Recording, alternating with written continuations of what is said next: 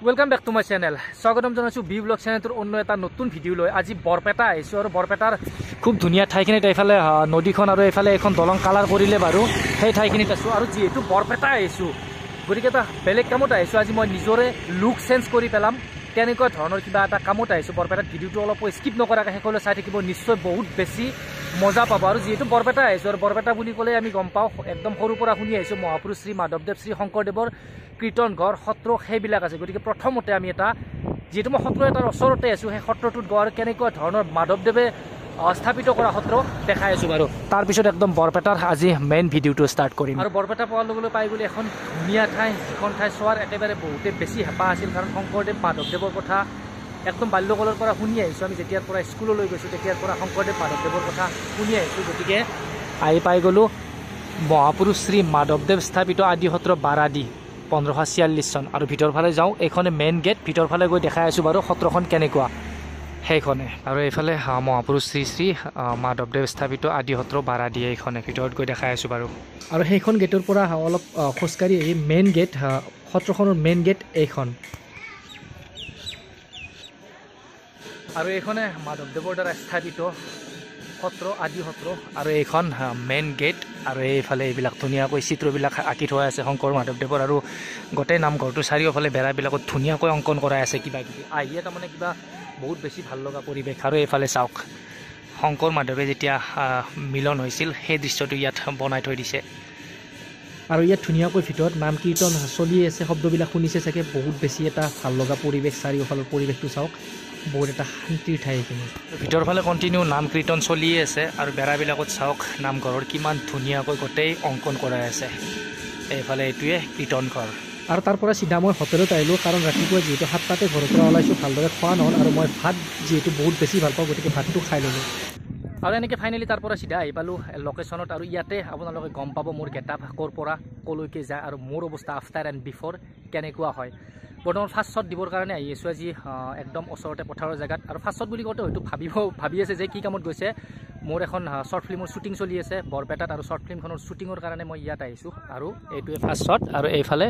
পথাৰত ভুই ৰোৱা শ্বট এটা থাকিব ইয়াতে এইখন পথাৰতে ফাৰ্ষ্ট শ্বট আমি দিম এতিয়া আৰু তাৰ পৰা শ্বুটিংখিনি শেষ কৰি মানে দুটামান তাত চিন আছিল সেইকেইটা চিন কমপ্লিট কৰি পুনৰ এইটো লোকেশ্যনত আহিছোঁ আৰু এতিয়া খাবৰ সময় হৈছে ধুনীয়াকৈ এইটো লোকেশ্যনত আছোঁ আৰু কি আনিছে খাব দেখাই আছোঁ বাৰু কি খাওঁ আৰু যিহেতু দুপৰীয়াৰ টাইম আমি মানুহো বহুত আছোঁ প্ৰত্যেকৰ কাৰণে ধুনীয়াকৈ এনেকৈ পেকিং কৰি আনিছে পেকিঙৰ ভিতৰত কি আছে চাওঁ বাৰু পেকিঙৰ ভিতৰত আছে ৰুটি তাৰপিছত কণী ভুজিয়া কৰি ভাজি আনিছে আৰু এনেকৈ ৰুটি খাই বৈ উঠি অলপ বাহিৰত ৰৈ আছোঁ মোৰ যিহেতু মোৰ শ্বট নাই কিন্তু বাহিৰত আহি এটা আচৰিত ধৰণৰ বস্তু দেখিছোঁ আমাৰ সেইফালে নাই বাৰু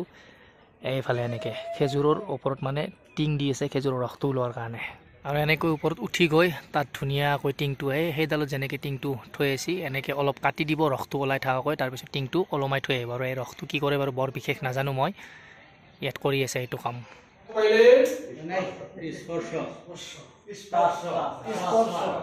अरे मैं तो मूर्ख आदमी है ना उसका आता नहीं है आसो मत यार আৰু এনেকৈ ভিতৰত শ্বুটিং চলি আছে আৰু মই ধুনীয়াকৈ ইয়াত বহি আছোঁ এতিয়া 4টামান বাজিবৰ হ'ল মোৰ মাত্ৰ আৰু 2-3টামান শ্বট আছে তাৰপিছত ইয়াৰ পৰা ওলাম কাৰণ ইয়াৰ পৰা আমাৰ ঘৰলৈকে প্ৰায় 1.5 ঘণ্টা 2 ঘণ্টা লাগি যায় সেইকাৰণে গধূল নহওঁতে যাব লাগিব ঠাণ্ডা বহুত বেছি এতিয়া ইয়াত বহি আছোঁ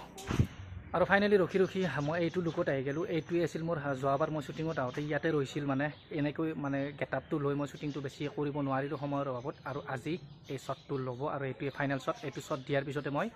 ঘৰত যাম কাৰণ প্ৰায় গধূল হৈ আহিলে আন্ধাৰ হ'ল 5টা বাজিলে মানে আৰু এইটো গেটআপ লোৱাৰ এটাই কাৰণ এইটো আচলতে পাগলৰ গেটআপ এটা পাগল হৈছোঁ পাগলৰ মানে কিবা এটা চিন কৰিব লগা আছিল সেইকাৰণে এইটো গেটআপ লৈছোঁ আৰু এনেকৈ ৰাতি 10টা বজাত মই আহি পালোঁ তাত শ্বুটিং শেষ হওঁতে 7টা বাজি গ'ল আৰু 7টা বজাৰ পৰা যিহেতু বহুত দূৰ বৰপেটাৰ পৰাও আৰু অকণমান যাব লাগে তাৰ পৰা আহোঁতে মোৰ প্ৰায় ৰাতি 10টা বাজিছিল যিহেতু ঠাণ্ডাৰ কথা বাইক লাহে লাহে চলাইছিলোঁ আৰু আচলতে শ্বৰ্ট ফিল্মখন আছিল মানে হিৰোজন প্ৰথমতেতো ঠিক ঠাকে থাকে পিছত পাগল হৈ যায় মানে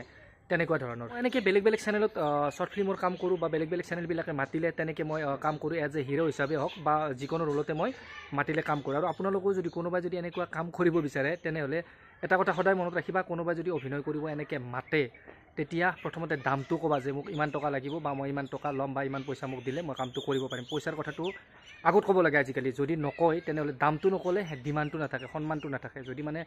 পইচাৰ কথাটো কোৱা নহয় তেতিয়া তোমাৰ সেই মূল্যটো নাথাকিব।